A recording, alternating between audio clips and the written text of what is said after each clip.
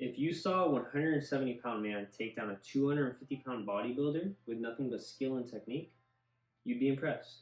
And that right there captures the essence of Brazilian Jiu-Jitsu, BJJ, in a nutshell. Today, we're going to talk about the history of Brazilian Jiu-Jitsu, how it grew to prominence, and why it has had such a major impact on the hand-to-hand combat sport industry as a whole. To start off, we're going to talk about the samurai in Japan. Now, this Jiu-Jitsu started out as an art for samurai in Japan on battlefields and then became systemized and codized into forms so that people could practice it in dojos. With that being said, Jigoro Kano didn't like that very much when he started his own dojo, and he felt it was missing something. So far, almost all this is pulled directly from the book Martial Arts of the World by Green and Smith.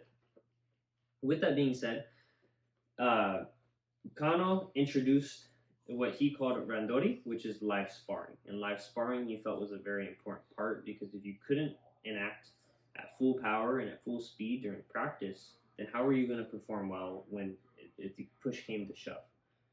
With that being said, he ended up joining a competition to see if this would work, and that competition was with the police department, because the police department wanted to choose a dojo to train its people for real-world scenarios. Needless to say, Kano's people ended up wiping the floor with a lot of the established dojos at the time. Intro to Mitsuyo Maeda. Mitsuyo Maeda practiced jiu-jitsu beforehand, but he ended up joining Kano's dojo, and by this time Kano started calling his art judo instead of jiu-jitsu. Both basically meaning in English though, gentle art, and they just use different kanji. Based off the book The Way of the Warrior by Reed and Croucher, Mitsuyo Maeda ended up becoming an extremely prominent figure in the jiu-jitsu world. With that being said, Kano at the time, he wanted to expand to North America, specifically the Bay Area in California. So he sent Maeda and he sent another practitioner, both black belts. Sent them over here. Needless to say, they didn't do very well together, so they ended up splitting up, and Maeda ended up exploring most of North America, and that is how he ended up in Brazil.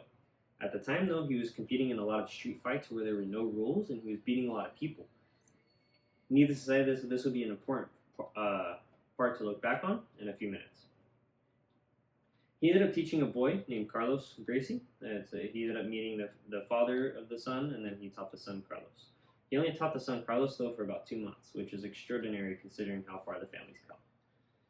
Carlos ended up teaching one of his brothers, Helio, and then there's another brother, Renzo, and so on and so on. There's a lot of boys in the family, so if you hear the name Gracie, just know they're a part of the family. So Helio Gracie, he was a very frail young man, very weak. But he practiced the art anyways, and he ended up using a lot more technique and a lot more leverage. And that ended up shifting the way a lot of the family was doing techniques because it was working so well for him. Because of that, Renzo Gracie ended up writing a book, Mastering Jiu-Jitsu, where this section is specifically taken from. Renzo Gracie, he wrote this book, and the main idea of this book is actually how the art works nowadays, which is focusing more on surviving, not getting submitted yourself, and also putting yourself in positions that it's easy for you to attack, hard for them to attack. This has become a major part of the art, and I think it's one of the best changes from the original jiu-jitsu we've got. Another important part is that Maeda at the time was not calling the sport judo, he was calling it jiu-jitsu, and that's how it ended up coming back to the name Brazilian Jiu-Jitsu. At this time, the family decided to start their own dojos, so they needed to gain some renown so that people would join their dojo. Here comes the Gracie challenges. These were garage fights where they went in and they'd fight very well-known wrestlers and very well-known boxers, and most of the time they'd win. And it was extremely crazy. It was broadcasted on TV, and it was even on YouTube. It's still on YouTube to this time if you'd like to watch the Gracie challenges.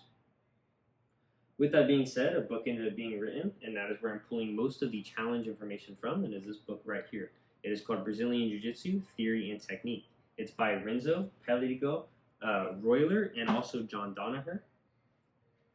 With that being said, at the time, a lot of these people no longer wanted to fight the Gracies in these garage challenges because their pride was hurt, at least I assume. Here is when they decided that to continue expanding their family dojos, they needed to join something larger. And this is when the UFC started really getting out there and large. So in 1993, Royce joined the UFC. He was looked down upon. He was a lot smaller than a lot of his opponents. But according to the UFC website and the UFC history in the website, he did absolutely amazing.